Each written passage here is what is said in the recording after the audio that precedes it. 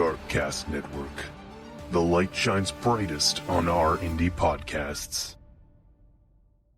Two suspects are being one case involves. The FBI is now offering $100,000 to see if the police are releasing marathon. Welcome to Misty Mysteries. I'm your host Keely, and this is a paranormal and true crime podcast. Normally this week would be a true crime episode, but instead I'm telling you the story of the Ghost Adventures crew. This is a topic I have released before that was later deleted due to the quality of the audio and mistakes made while recording, and I didn't feel like it fit the podcast and the quality I like to put out. I chose to re-release this topic for one big reason. For the weeks of September 7th and 14th, I'll be taking a break from the normal schedule to prepare for collaborations I have for the spooky season with some other amazing podcasts. I will also be taking the time to revamp the merch store, releasing updated designs and a Halloween line. But don't worry, there will be content coming your way. I will be releasing behind the scenes episodes that are from Patreon. Hey, this is Autumn, host of Autumn's Oddities on Darkcast Network. On my show, I talk about murder, cryptids, and ghosts, so you could probably guess that my tastes are a bit on the darker side. So when I shop for unique novelties and gifts, I like to keep an eye out for something with a little bit of, something out of the ordinary. That's why I shop at Batwings and Butterflies. Batwings and Butterflies is an independent, creator-owned and operated boutique featuring handmade knit creations that run the gamut of the wild and dark side. Here you'll find knit toys and stuffies like little baby Baphomets and giant tarantulas, household knits like blankets, doilies, and water pipe cozies, and much more. Every item is an original work of art, handmade with love by a talented artisan. Order your one-of-a-kind creations today. Find Batwings and Butterflies on Instagram at Batwings and Butterflies. My favorite product is definitely the little baby Baphomet. Oh, look at him. Just go online and look. It looks like he's hailing himself. He's the perfect little demon baby to cuddle with on a cold night while you're listening to podcasts on the Darkcast Network. Go get yours today.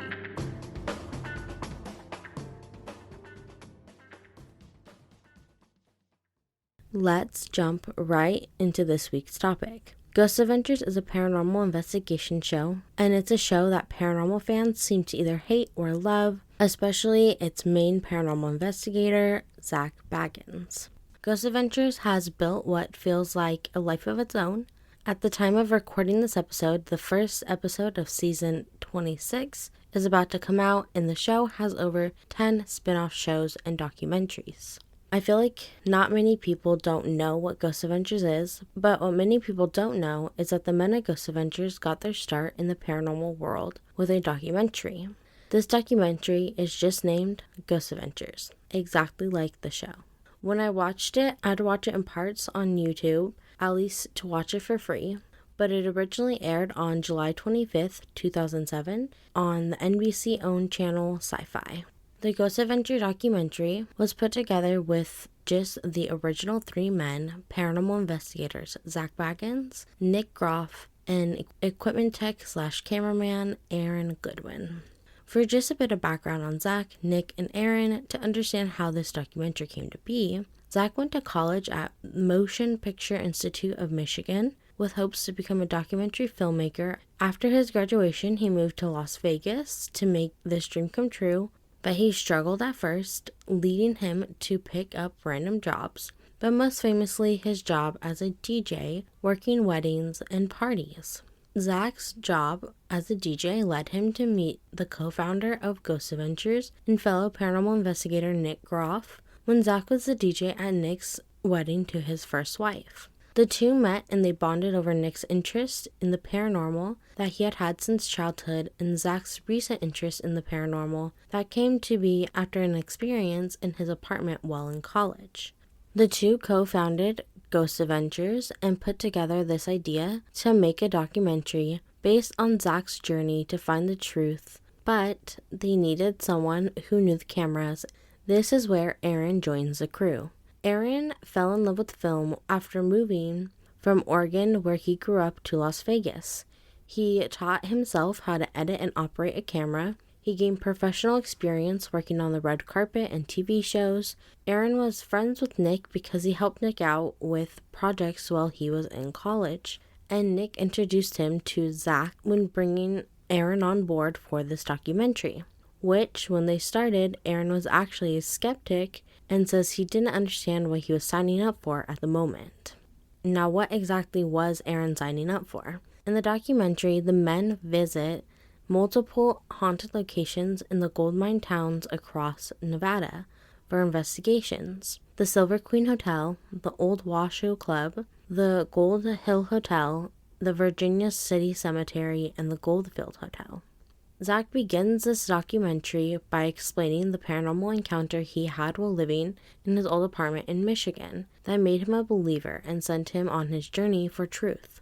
While living in this apartment, he would wake up every morning at 3 a.m. to a woman's voice calling him. On the 6th night of this happening, he woke up to a woman floating over his bed. He visits this apartment in the beginning of the documentary, showing the audience where his bed was located and where the woman was seen floating, before diving into the team's 3-week tour and investigation across Nevada.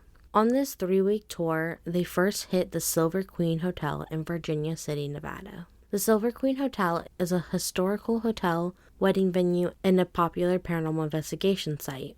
It was built in 1876 during the Wild West, and the most famous spirit believed to haunt this location is named Rosie. Rosie was a sex worker who died by suicide in room 11 of the hotel. She cut her wrist in the room's bathtub and ended up bleeding out. Rosie is believed to scare people out of the room 11 during their stay, and this is, of course, the room the Ghost Adventure team decided to rent out for their investigation. The investigation is actually where one of Zach's most controversial moments happened, which he did later apologize for when revisiting the location in a season of the show. In this controversial moment, Zach sits in the bathtub where Rosie had passed away and told the spirit of Rosie, "Look, I am slitting my wrist just like you," while mimicking the motion. Zach even stayed the night in the bathtub of room 11 in hopes of catching evidence of Rosie, while Nick slept on the bed and Aaron slept outside in the van, not wanting to be in the room. There wasn't a lot of evidence found during this particular investigation, except 2 events. The first at 4 a.m. when Zach reported that he kept hearing what sounded like running water in the bathtub even though it wasn't running. And the second is when Nick catches a video of an unexplained mist at the end of the bed after hearing unexplained noises in the same spot. After the Silver Queen Hotel, the men then moved on to their second investigation that actually takes place in multiple locations. The first thing they do is check into the Gold Hill Hotel, where the men check in and spoke to the hotel manager, Mandy, about the miners' cabin where they would be staying that night. Manny explains to them that this cabin was used for the miners who worked in the nearby Yellow Jacket mine to change and sleep after their shifts. She then goes on to explain the history of the Yellow Jacket mine. In 1873, 38 unnamed miners were mining in the shaft when it caught fire, and the 38 men died in the mine. The mine is now believed to be haunted, with reports of hearing people digging and at times sounds of men screaming. The cabin where they would be staying at is also believed to be haunted by some of the miners that would stay in the cabin when the mine was open. The paranormal encounters on this night started before the investigations even did. While standing outside the miners' cabin, they could hear an unexplained noise coming from the direction of the Yellow Jacket mine that sounded almost as if a group of men were talking. But this was not the only location that they needed to investigate that night, so the team set up a tape recorder on one of the beds in the cabin and left for the first location they would be investigating. This first location was a museum called the Old Washoe Club. The Old Washoe Club was opened in 1875 for mining tycoons, artists, and men of letters to have a place of luxury while in Virginia City. It closed as a luxury club for these men on September 9, 1897, and it later reopened as a saloon, which it still is today, making it one of the oldest saloons that offer ghost tours. During the investigation of the saloon, the team caught evidence that would later make the news, helping them get the contract for their show.